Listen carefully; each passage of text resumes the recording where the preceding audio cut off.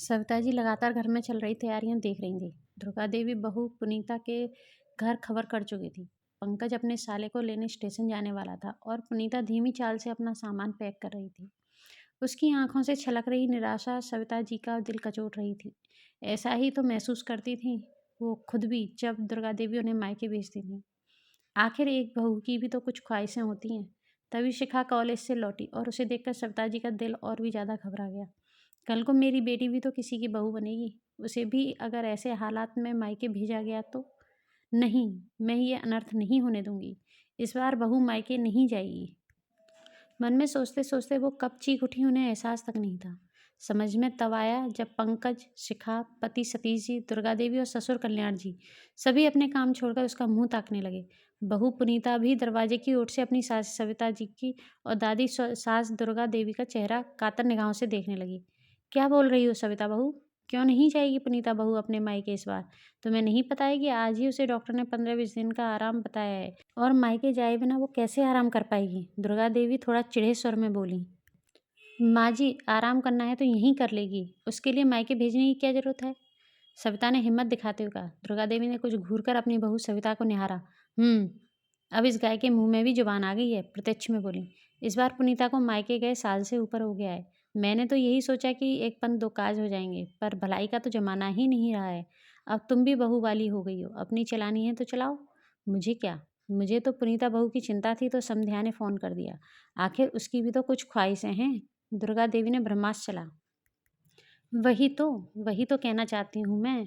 एक बहू की, एक गृहिणी की मायके जाने को लेकर कुछ ख्वाहिशें होती हैं। अपना बचपन दोबारा जीने की, अपने कुछ पुराने जान पहचान वालों से मिलने की, वो नुक्कड़ वाली दुकान की चाट पकौड़ी खाने की, स्कूल के बाहर वाले भैया जी से एक बार फिर खरीद कर चूरन चटनी चखने की, अपनी सहेलियों से मिलने की, माँ और भाभीियों के साथ बाजार घूमने की। और इतनी बीमार हालत में मुझे पता है कि सारी ख्वाहिशें बस सपना ही बनकर रह जाती हैं। सविता जी बोलते हुए लगातार अपने आंसू पोंछती जा रही थीं। उनकी पलक में दबी ख्वाहिशें आज बाहर निकलकर जो आ रही थीं। वो पुनीता के नज़दीक जाकर उसका सिर सहलाने लगी। बेटा, बुरा मत मानना कि मैं आज तुम्हारे भाई को बैरंग वापस भेज दूंगी, पर मेरी ख्वाहिश यही है कि इस बार तुम मायके जाओ तो पूरी तरह स्वस्थ होकर जाओ और अपनी सभी ख्वाहिशें पूरी कर पाओ। तुम मेरे इस डिसीजन से नाराज़ तो नहीं हो ना? सविता की बात सुनकर पुनीता कसकर उनके गले लग गई। इतना तो वो समझ गई थी कि उसके जरिए सविता जी अपनी अधूरी रह गई ख्वाहिशों का दर्द बयां कर रही थी। हमें क्या है, जो जी में आए सो करो। अब तुम बहू वाली हो गई हो तो बहुत बातें बना रही हो। जरा ये बताना कि पीलिया में डॉक्टर बेड रेस्ट बताते हैं, पानी भी उबाल कर दिया जाएगा और खाना भी अलग बनेगा परहेज वाला। कौन करेगा बहू की इतनी सेवा यहाँ ससुराल में? दुर्गा देवी सच बोलने पर मजबूर हो गई। इसलिए तो वो सविता को भी बीमार पड़ते ही मायके पहुंचा देती थी। क्यों माँ जी? जब बहू घर के हर सदस्य को अपना मानकर तन और मन से सभी की सेवा कर सकती है, तो उसके बीमार पड़ने पर घर के सभी लोग मिलकर उसकी सेवा क्यों नहीं कर पाते हैं?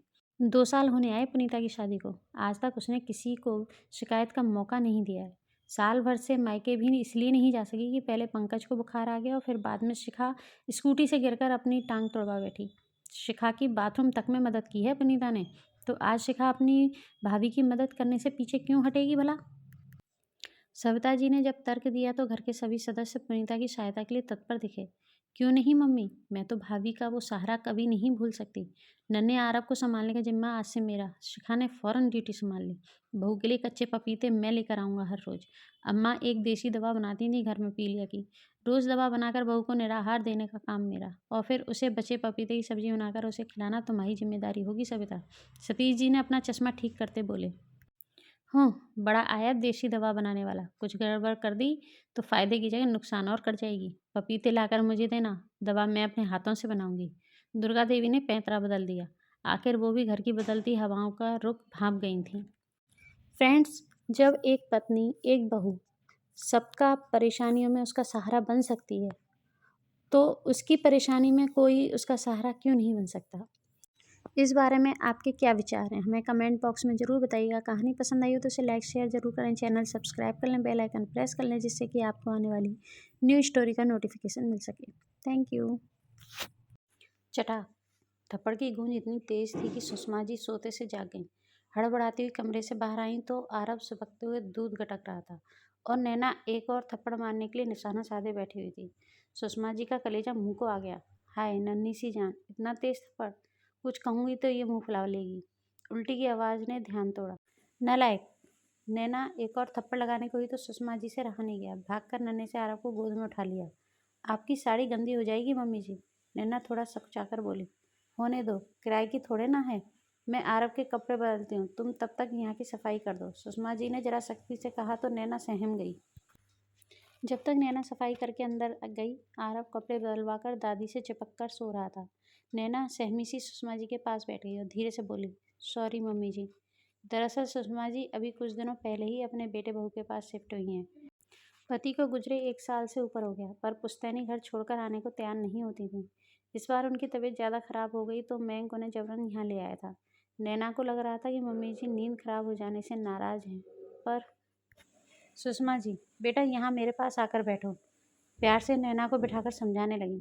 बेटा इतनी जबरन उसे दूध पिलाकर क्या फ़ायदा हुआ? दूध के साथ उसका खाया पिया भी सब उल्टी में निकल गया। पर मम्मी जी ये बिल्कुल दूध नहीं पीता है। मैंने बाजार से सभी तरह के फ्लेवर्स भी लाकर ट्राई किए, पर सारे फिर मयंक ने पीकर ख़त्म किए। दूध भी तो इसे बढ़ती उम्र में ज़रूरी है ना, नैना ने सुबकते हुए बताया। सुषमा जी उसे प्यार से चुप कराते बोली, पहले तुम परेशान होना बंद करो, फिर बच्चे की भी परेशानी समझो। आरव को क्या परेशानी है मम्मी जी? नैना सोच में पड़ गई। बेटा तुम उसे सुबह ही जूस और ड्राई फ्रूट्स खिलाकर स्कूल भेजती हो, फिर लंच स्कूल में फिनिश करना कंपलसरी है, और फिर तुम स्कूल से आते ही उसे दूध पीने के लिए पीछे पड़ जाती हो। उसे पहले चेंज करके थोड़ा खेलने दो, फिर जब वो भूख लगने पर कुछ मांगे तब। सुषमा जी की बात अधूरी रह गई। तब भी वो दूध नहीं पिएगा मम्मी जी, नैना तपाक से बोली। कोई बात नहीं नैना, वो दूध नहीं पिएगा तो हम उसे खीर देंगे, सुषमा जी कुछ फिल्मी अंदाज में बोली तो नैना भी हंस पड़ी। अगले दिन सुषमा जी सुबह से ही मिशन खीर के लिए तैयार हो गई। मैंग ने उन्हें बाहर जाते देखा तो पूछने लगा, क्योंकि मम्मी जब से आई थी अपने आप को घर में ही बंद करके रखा हुआ था। मैं खीर के लिए दूसरे ब्रांड का दूध यूज़ करती हूँ, वही लेने जा रही हूँ। पर आपको यहाँ के मार्केट का अंदाज़ा? मैंग की आवाज़ हवा में ही रह गई। वो कोई दूध पीती बच्ची हैं क्या? मुस्कुराते हुए वो लिफ्ट में घुस चुकी थी। मैंक भी माँ का पहले वाला जज्बा जोश देखकर खुश हो गया। मैंक के ऑफिस जाने का टाइम हो गया, पर मम्मी वापस नहीं आई थी। वो फ़ोन मिलाने की सोच ही रहा था कि मम्मी विजयी मुस्कान के लिए लिफ्ट से निकली। थोड़ी दूर जाकर इसका प्रॉपर आउटलेट है, तू अब से वहीं से दूध लेकर आना। मैंक बस मुस्कुरा कर रह गया। सुषमा जी ने बड़े से पतीले के में दूध के 2 पैकेट्स खोलकर डाले और फिर उसमें 1 कटोरी पानी डालकर गैस ऑन कर दी। नैना ने देखा तो झट बोली, अरे मम्मी जी, कुकर में दूध और चावल डालकर 2-3 सीटी ले लेते हैं, झटपट खीर तैयार हो जाएगी। नहीं नैना, आज तुम मेरे स्टाइल की खीर खाना, मुझे ये झटपट वाले नुस्खे जरा भी नहीं भाते। नैना बेचारी अपना सा मुंह लेकर रह गई। सुषमा जी ने बड़े जतन से खीर बनाई और फिर ठंडी करके फ्रिज में लगा दी। आरव स्कूल से आया तो हैरान रह गया कि आज मम्मी दूध के लिए जिद नहीं कर रही। फिर वो चेंज करके वहीं खेलने लगा। उसने नैना और सुषमा जी को अपने स्कूल के कई मज़ेदार किस्से भी सुनाए। थोड़ी देर बाद ही उसे भूख महसूस हुई। Mummy, feeling hungry? यस बेटा, अभी लाई। नैना फटाफट उसके लिए खीर ले आई। आरव को खीर बहुत पसंद आई। उसने थोड़ी सी दोबारा भी मांगी। नैना और सुषमा जी खुश हो गए। अब तो आरव को रोज़ नई नई तरह की खीर खाने को मिलती। कभी क्रिस्टल बॉल साबूदाने की, तो कभी नूडल्स वाली लौकी की, कभी कस्टर्ड तो कभी शकरकंदी की खीर। नैना की परेशानी भी सुलझ गई और सुषमा जी का भी मन लगने लगा, और आरव की तो सबसे ज़्यादा बल्ले बल्ले हो गई। फ्रेंड्स, कई बार हम माँ ऐसा सोचते हैं कि बच्चे बस हेल्दी चीज़ें खाते रहें। ये भी नहीं हमें समझ में आता कि वो इस समय भूखे हैं या नहीं हैं। बच्चों को बहुत ही पेशेंस के साथ हेल्दी चीज़ें खिलानी चाहिए, जिससे कि वो परेशान भी ना हो और आसानी से पसंद से खा लें। आप इस बात से कहाँ तक सहमत हैं? अगर आपको कहानी पसंद आई हो तो इसे लाइक शेयर ज़रूर करें। कमेंट बॉक्स में अपने रिव्यूज़ ज़रूर दें और हमारा चैनल सब्सक्राइब कर लें, बेल आइकन प्रेस कर लें, जिससे कि आपको आने वाली न्यू स्टोरी का नोटिफिकेशन मिल सके। Thank you. कल रात की आंधी ने दोनों सास बहू की कमर तोड़कर रख दी थी। 2 घंटे से ऊपर हो गए थे दोनों को सफाई करते, पर अभी भी काम बाकी था। हाय राम, पेट में चूहे दौड़ रहे हैं और बिना नहाए मम्मी जी नाश्ता करने नहीं देंगी। पूजा ने एक बार फिर घड़ी देखी। बहू तुम जरा डाइनिंग टेबल पहुँचो, मैं आती हूँ, कावेरी जी ने कहा और चुपचाप रसोई में घुस गई। गर्मा गर्म ब्रेड बटर की खुशबू से पूजा ने नज़रें उठाईं। आओ बहू, पहले चाय पी लें, बाकी का काम हम बाद में करेंगे। कावेरी जी बहू का कुम्हलाया चेहरा देखकर समझ गई थीं। पूजा भावुक होकर उनके गले लग गई। आज उन्होंने उसकी खुशी की खातिर एक नियम तोड़ जो दिया था। फ्रेंड्स, ये छोटी सी प्यारी सी कहानी आपको कैसी लगी? पसंद आई हो तो उसे लाइक शेयर जरूर करें, चैनल सब्सक्राइब कर लें, बेल आइकन प्रेस कर लें, जिससे कि आपको आने वाली न्यू स्टोरी का नोटिफिकेशन मिल सके। Thank you.